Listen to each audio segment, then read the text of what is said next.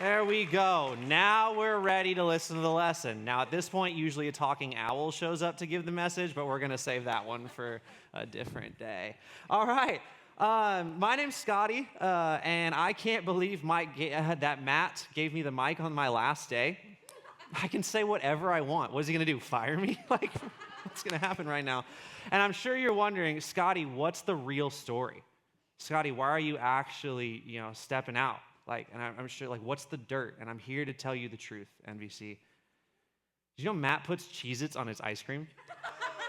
That's the reason. I saw it, and I was like, I gotta go. I can't handle this toxic situation anymore. It's crazy. It's a wild Sunday. It's 5 years ago. 5 years ago today. I took my current wife on what was supposed to be a date, but she couldn't pick up the signs, so that's wild. Happy anniversary to that, bug. We got there. And here we are, sitting on a crazy, wild Sunday, end of the year. I'm sure a lot of you guys have a lot of different stories, things that were awesome from this year, things that you're kind of healing from, you're picking yourself up from, and so here we step into the new year. And obviously, I'm kind of stepping into a new path, and I was just doing some reflection, and I remembered I got hired on to my first church staff 14 years ago, which is way too many years. I'm getting old fast. And I was 16 years old, hired on as a worship leader at a church here in San Diego, and the church was older, but not super old, but I was 16. And I knew the worship that I liked. And I'm at a church that having to deal with all this kind of different stuff and the younger worship leader. And then through a bunch of different circumstances, I end up taking over the middle school ministry as well. And I was kind of in a frightened state. And one of my mentors, my youth pastor, going through middle school and high school, shared this verse with me, and it was 1 Timothy 4:12. Do not let anyone look down on you because you are young, but set an example for the believers in speech and conduct, in love and faith and in purity. And he shared that with me as kind of like an inspiration. Hey, don't let the youth part of who you are in this current state make you feel like you gotta hold back or whatever. Lead, set the example. And for a long time, it really did, motivate me. But quickly, this verse turned into a way of how I viewed the world and how I viewed ministry. And it turned into what I truly believe is one of the most important things that we can do in our lives is pour into the next generation. And across the years, I have taken this verse as inspiration, as well as some other different verses and conversations and quotes. And in preparation for this message, I was kind of like, man, what do I even talk about? There's so much. And someone suggested, why do you even do what you do? And I was like, all right, cool. So let's kind of take all that, and here's, again, 14 years of stuff. How do I boil it down? And it kind of boiled down into one sentence. And so I wrote it down. It said, God designed us for community, commissioned us for multiplication, and calls the next generation to lead now. So community, discipleship, and building up the next generation. Kind of the three things that I not realized for the first time, but kind of have put into this little aspect of that has been kind of this driving force, and why and how. And so we're going to break that down a little bit today. This sentence: He designed us for community, He commissioned us for multiplication, and He calls the next generation to lead now. So that first one, God designed us for community. It's super interesting. We were never, ever, ever meant to do life alone. And sometimes we say that, and it sounds so obvious. Oh, I'm sorry. By the way, kiddos that got the coloring sheets coming in, I totally messed up. Can we go back one slide, please? You're going to see these little numbers in the parentheses. That's for your color by number sheets. Parents, don't look at them too closely. I designed them very poorly. There's 2 number 3s on there. It's so bad. But it's just little coloring activities. So when you see those numbers color those numbers in on the sheet. So sorry, I forgot to mention that. So yeah, we were never meant to do this alone. Number 2, now's the time to start calling. There's a lot of 2s on there by accident. It's so easy to say, and it's obvious, like, oh yeah, we need community, we need friends, we need family, and we need people to do life with. But this has always meant more to me in a faith aspect. Because if I was someone that was stepping into trying to learn about God for the first time, or going to church for the first time, it's like, you know what, I'm going to try and better my life, so I'm going to open the Bible, and I'm just going to start reading. And I'm going to look for things that God says are good and are not good. You're going to start reading, and you're going to get to a point in Genesis 2 where God says, you are free to eat from any tree in the garden, but you must not eat from the tree of knowledge of good and evil, for when you eat from it, you certainly die. And you're going to write down, don't eat from sacred tree. Good. All right, cool. Clear. Next, moving on. There's no sacred trees around me. We're going to look for more things. The next sentence you're going to read is, the Lord God said, it is not good for man to be alone. And I found this so interesting. The first time I realized this, I was like 22 reading through Genesis, and I'm like, oh my gosh. Like, Adam actually had what so many of us wish we had. A one-on-one, true, full relationship with God. It's just him and God. He had it. Just the two of them in this beautiful place.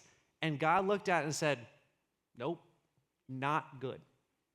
We were built for community. We were built for community. Our faith, we were never meant to walk alone. It's not this aspect of, you know what, I'm gonna read the Bible at home, I'm gonna go to church, and then I'm gonna go back home and just kind of do my own thing. My faith is my own personal thing. No, we were never designed for that. We are supposed to step into community, right? Sin hadn't even entered the world yet.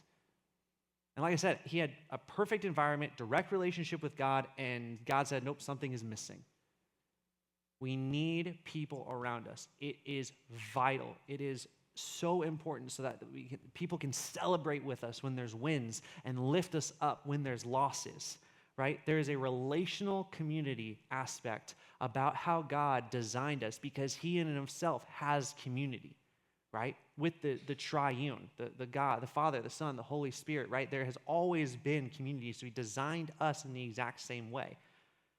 When we show up to church, it should not just be for content consumption, like how you use your Netflix or your favorite movie. It's not just for content consumption.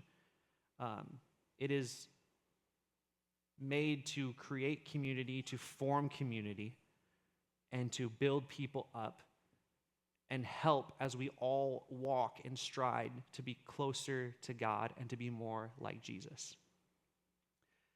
And like I said, my first ever motivation was pouring into the next generation. And so trust me when I say students and kids and really all of us, but they need consistent adults in their life. And shout out to the parents that we have at church. Man, that kids ministry is the most fun place to be on a Sunday morning, period. You saw the song, right? And part of that is because of the amazing, awesome kids we have. And then all the way up through the church, just parents, thank you for who you guys are and how you choose to disciple your kids and lead your kids.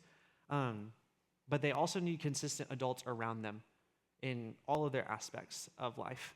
And they need a spiritual family. They need that full and complete church that they can look at and be a part of. One of my biggest things as I was leading youth ministry was, how can I get students in high school involved in the church at large? Because if I don't, they're going to leave looking for a youth ministry.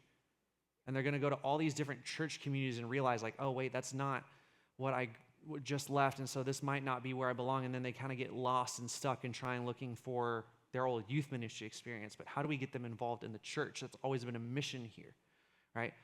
We had the kids up in church with us on the stage, in choir. Like, how do we get them involved? How do we get them plugged into the church at large? They have to have that so that when they go out, they're not just looking for random things. They know how to look for a good quality church family that can help, fulfill all these different things that they're looking for in life. It's not supposed to be a place you attend. It's supposed to be a community you belong to and that you're a part of. So we were designed for community. It is vital. Community, discipleship, and the next generation to lead now. Number 2 is that discipleship aspect. So listen, the mission at the end of the day is multiplication, not maintenance. We're celebrating baptisms next week. If you want to be a part of that, please talk to us. But our message to people getting baptized is this is not a finish line. This is quite literally the opposite. When you choose to step into a relationship with God and you say, I'm going to make my life about God. I'm going to make him not just first in my life, not just first on the checklist of things, but I'm going to revolve everything I do like a solar system surrounding God, and everything I do is going to rotate. And when we walk, and it's not just, okay, cool, you finished, you got baptized, you're good. It comes with a mission. It comes with a commission. Some people call it the Great Commission, right? It's in Matthew 28. It's verses 18 through 20. Hey, look, there's a number 3. Kiddos, there's like 2 of them on the coloring sheet, so just feel free to color a lot of the blank spaces too in this time. Then Jesus came to them and said, all authority in heaven and on earth has been given to me. Therefore, go and make disciples of all nations, baptizing them in the name of the Father and of the Son and of the Holy Spirit, and teaching them to obey everything I have commanded you. And surely I am with you always to the very end of the age. And we're just going to pause on that real quick.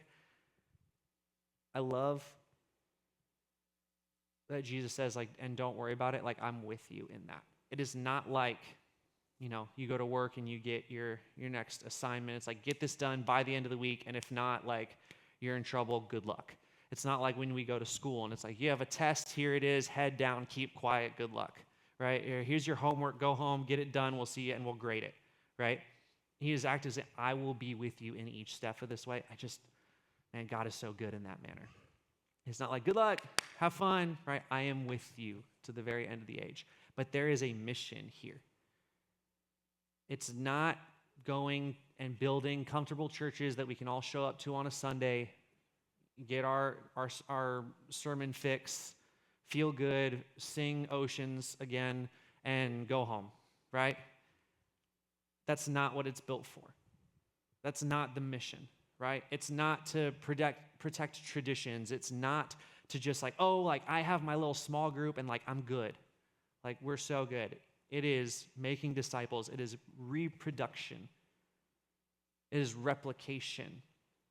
It's passing the faith forward. There's a great mentor of mine that I've known for a couple years now, and it's cool because when I preach, he's one of the people I'll send my message to, and he kind of give me some notes back.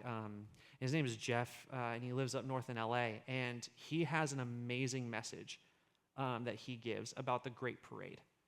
And he says when we choose to disciple and we choose to pour in to the people around us, right, and encourage them to do the same, you are joining into the Great Parade. And ahead of us is whoever shared their faith with us, whether it was at a summer camp or at a church or just out on the street or a friend, and all of them are ahead, and you can see how they have passed the faith along. And when you choose to do that, you enter in and you can look behind. And that person that you share their faith with, maybe they shared their faith with 3 others. And maybe those 3 shared their faith with 2 others, and it just gets bigger and bigger and bigger, and you enter into that, and it's this beautiful, great parade of not just saying no, I'm going to maintain my own life and my own faith. No, I am going to step in and multiply and do the best that I can to make heaven as populated as possible. It is all about multiplication. It is not about maintenance. Every generation, we kind of become responsible for the generation behind us, right? And there's that old saying that's the church is always one generation away from being extinct. I think God's bigger than that, but there is some truth to it. I think there is some aspect of if we just chose nah, we're good, I'm going to focus on myself, we are not doing what God has called us to. The most strategic investment we can make is not like, oh, how can we, utilize a building to the most, the maximum efficiency, or, how can we get the coolest and biggest programs, even though those things can matter if we are in the right mindset of, and we are going to invest in people, we are going to invest in students. We're going to invest into the next generation and the people around us. The greatest thing we can do for the future of the church is choose to disciple today. And like I said, man, some of you parents, you are doing, well, actually, all of our parents, you guys are doing incredible. The other day, I'm going to brag on Everett again. A couple weeks ago, we always pray before worship. And the kid's like, I'll pray.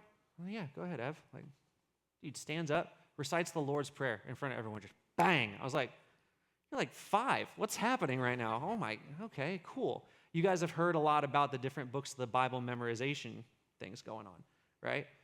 Danny, I know you finished the Old Testament. I owe you ice cream right there, Danny. Where's Ellie? There you are. She got the Old and the New Testament done, all 66 books. That's pretty great. Let's see, any others in here? Vivi, I know you have like half of it locked in because you sang it for me. And so but when we can invest and disciple into the next generation, now they know those things and they're helping each other learn it. That's crazy.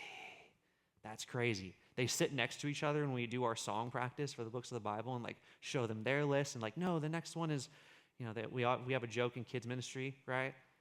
Habakkuk is actually hamburger, right? Yeah, right, exactly, yep. We had a hard time figuring out how to pronounce that one. But when we choose to disciple them and get them involved, right, and step into what God is doing, you watch what God does through you into these other lives, and it's one of the most beautiful things we can possibly do. But there's a tension to it sometimes of we need to disciple the next generation because they're the church coming up. They're the next church. No. They're the church now.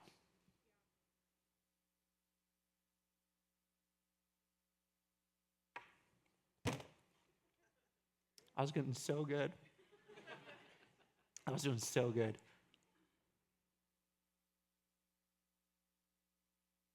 But you start talking about these kids.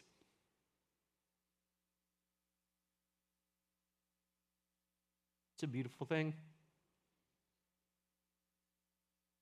I already talked about Bodie leading worship on Christmas Eve. They're the church now. Bodie also runs our tech every week. Shout out Bodie for our kids ministry. He gets on the computer. He makes sure the videos are queued up. They're ready to go. The songs are ready. He fast forwards to the right points when it's time. So Bodie, great job. But you want to talk about some leaders, man. We had to have a conversation. Oh, who was it? I can't remember. My wife will remember. We were talking about Jesus and Peter walking on water. And one of our kids, because the whole thing was Jesus is our friend, and you can trust in him, and you can believe in him, and he'll help you. He's like, so if Jesus is my friend, can I go home and walk on the water in my pool? We're like, uh-oh. But the faith to just believe that, not even a question. Oh, God's my friend, so I'm just going to go home to my pool and just, I almost wonder what would have happened if we just let it go. Anyway, but choosing to lead within their peers, and then you start getting up to our middle schoolers and our high schoolers, helping out on Sundays. Buck, you in here right now? He's running around all the time. There you are, buddy. You guys want to know why the lobby looks so cool every Sunday? Brendan, you in here right now? Oh, you're up there because you are running lights. I was going to brag on you running lights. What's up, buddy? Yeah, running lights, right? You want to know how many students we have around the country right now? Leading worship, spreading the gospel. Go look at Bethel's worship Instagram page right now. There's going to be a girl that pops up in a lot of those videos. That's so cool to see. Right? When we choose to start investing in the next generation, it takes off. Look at every revival that has happened through history. You want to nerd out on some Bible history? Just start looking at every revival that's happened out there. It is all led by young people. Look at the disciples. The oldest one might have been about 25. When you choose to start pouring into the next generation, you see things take off like no other. And so they're called to lead now because God has given all of us, the tools and the gifts to be exactly what he wants the church to be right now. Belief for all of us in the room. God has given you the exact gifts that you need to be exactly what he wants you to be right now. It doesn't mean we stop there, but take that confidence with you as you approach the world, your friends, your family, your faith. Step in that.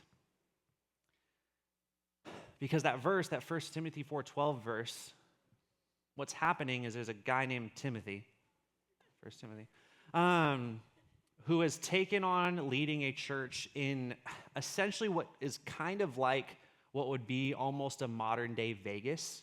It was a port city. There was a lot of people going in and out, a lot of travel, and it was just everything's going on everywhere. And he's taken on that church, and he is younger. And Paul is writing him, and so he writes that encouragement, right? And so he doesn't tell him hey, wait your turn, or hey, you got to prove yourself first. He says, no, just go lead by example and watch what happens. And so young people in the room, lead by example, watch what happens. And for us 30 pluses, right? Don't stifle that, but also lead by example. Lead by example and see what happens. You want to get after a young person for not, let's actually hold on here. You want to get after a person for not setting an example in speech? Do you set your example in speech? You want to get after a person that, not setting an example in conduct? Do you set your example in conduct? In love, in faith, in purity? Set the example. Step in. Step in, step up, start pouring into people. It takes off like no other. Don't sideline people. Don't try and control everything, but equip, encourage, trust, and make room. And again, my motivation, my emphasis has always been for the next generation. It can be for just your peers as well. And sometimes the way that I like to think about the phrase pour into young people is to just switch out sometimes that young people for believers, right? Young believers, just people who are just starting to step into their faith. Make room for them. Disciple them, pour into them. Watch that take off as well. So community is essential. The mission is multiplication, not maintenance. And young people, lead now. The church doesn't need more spectators. No, it needs mentors, examples. And honestly, serving is the best way we can kind of get into that. So you're thinking okay, what do I do? How do I do it? Serving, big one. Kids ministry, volunteers. Here we go. That are in the room. Man, you guys are superheroes. What I've seen you guys do. 2 weeks ago in our kids ministry, one of our volunteers was like, do you remember when these kids didn't even play together when they showed up? And it's yeah, because you guys are awesome. And kind of showed them what community looks like. And so I just want to say thank you for our middle school and high school leaders. That's a crazy tough job. You deal with some crazy conversations. Thank you. Now, you might be thinking, I don't necessarily know if I have the energy or whatever, if that's truly my thing to step into kids. Serving at this church in some capacity will have a drip down effect every single time. Not only into the next generation, but to the people in this city that need Jesus. So being a smiling face in the lobby, welcoming people in, is vitally important. peer leading worship, vitally important. Being a part of the tech team making all of this happen, vitally important. One of the most powerful ways to live out everything we've talked about is by serving.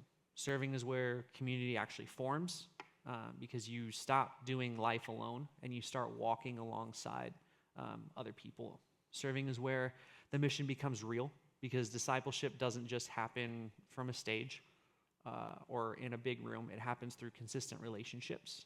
And serving is where the next generation is shaped. I just turned on my Siri.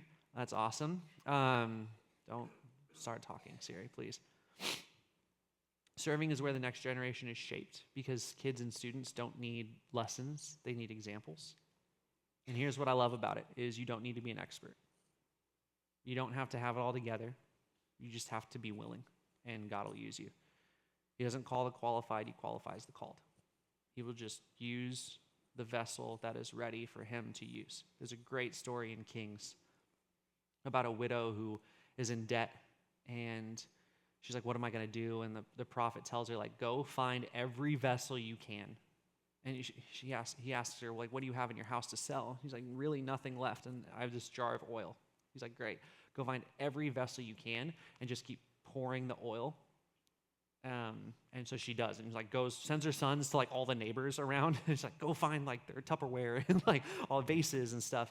And she just sits in a room and pours and pours and pours and pours and pours. And then she's like, next one. And her boys are finally like, that's it. Like, that's out. And then she looks and the oil finally runs out. Anytime you see oil in the Bible, it represents God and his presence. The problem in that instance is not the oil. The problem is the vessels. As long as there were more vessels, there's going to be more oil. And so you don't have to be the cleanest vase or the Tupperware it's okay to be a Tupperware whose lid just doesn't quite fit. We have all of those. It's like, I don't know about this one, but it's fine, right? Doesn't matter. It's just got to be a willing vessel, and the oil will always pour.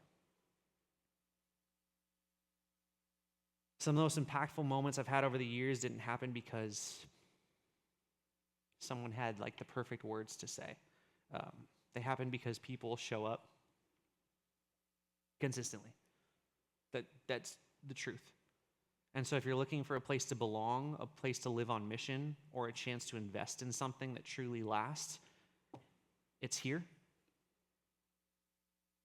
So serve, step in, and be present. So here's what I want us to do. Everyone talks about New Year's resolutions during this time of the year. Sarah Lynn just knocked over a water bottle. You hear? That's so embarrassing. She tries to sneak up on stage. Oh my gosh. Here's what I want us to do. As we talk about New Year's resolutions, we're going to throw up some steps. Maybe you need to step into a new one, make the next step for the next level, or add another one in. We're just going to go through these real quick. So here's some resolutions that you can make going into the year. The first one, step into a relationship with Jesus. I don't know everyone's place this morning in this place and where your relationship is, where your heart is at with Jesus. Make that step. You don't need to like clean something up first or, memorize enough verses first or anything. Just make the step. Baptism Sunday is next Sunday. It's a great way to just say to everyone, this is what I'm about now. All right, is I'm going to step into a relationship with Jesus. Number 2, step into community. So again, like we talked about, awesome, yes, step into that relationship, but then find community, because the moment you make that step into a relationship, the enemy's going to be like, take it down and just start ripping and tearing, and you need those people around you to help build you up, to be an example, and for you to start looking around and having that church community that we were designed to have. Number 3, step into giving.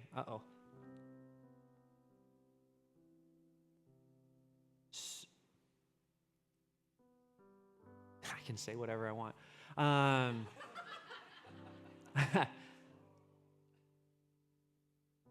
If I were to look at your receipts, would you be able to prove to me that you're a Christian?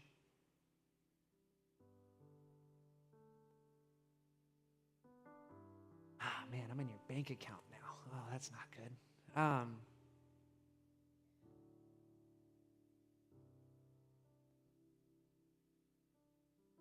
At some point in our faith journey, our relationship with God needs to look like it's more important than our everyday Starbucks coffee. I work there, I see it. At some point in our faith journey, our walk with God needs to become more important than our Netflix subscription.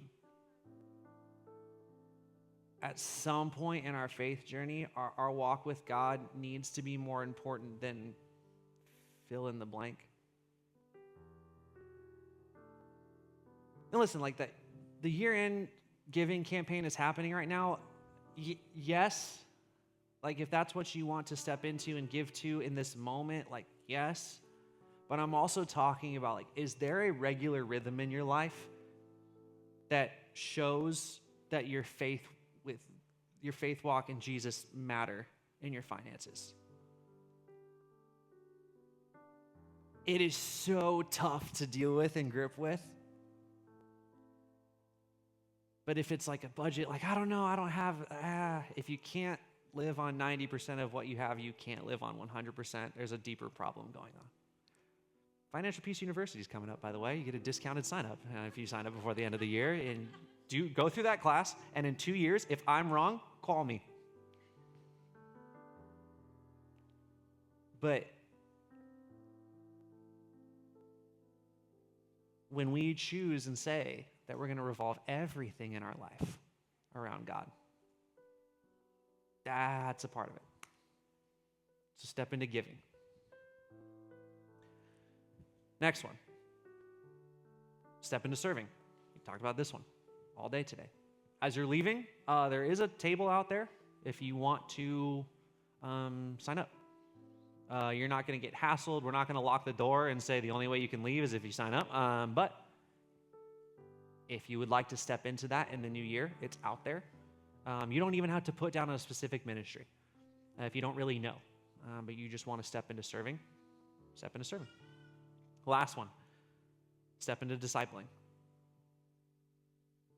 Is there a person, a group of people, a friend, a coworker, a family member, or maybe someone you don't know yet, but you step into serving because you're saying, like, I do want to help disciple someone, but I just don't have someone in my life, like, that you can start pouring into, that you can be there for when they need to ask questions, that you can speak truth to. Who are those people? Who is that person? So as we look at this list, maybe you've got all 5 locked and loaded and you are rolling. Just keep it up, man. That is so cool. Maybe you just need to move down the list. I kind of put them in like order, even though it's kind of arbitrary, but like maybe you just need to take the next step down. Maybe you need to go back and work on one. Take a step in the new year, a step towards one of these, or to further one of these. Because a life with Jesus doing these, unmatched. Unmatched. Scotty, you spent 14 straight years in ministry. Like, aren't you, do you regret any? Not a day. Yeah, but you could have gotten a different job that would have made more money. It doesn't matter. It would have been nearly as valuable than what stepping into a life with Jesus and choosing to do this has been like. Oh my gosh, those baptisms, those worship nights, those deep conversations, like, oh, there is nothing like it. There's nothing like it. And the beautiful part is that, again, Jesus says, I am with you to the very end of the edge. He's right there, the greatest teammate you could ever have. It's like playing basketball with Mike. Just kidding. I'm just kidding. I know I had some of you. It's LeBron James. It is the greatest teammate you could ever have, walking alongside you, leading you in this. And just saying, let's go. You watch him move. Whew, it's crazy.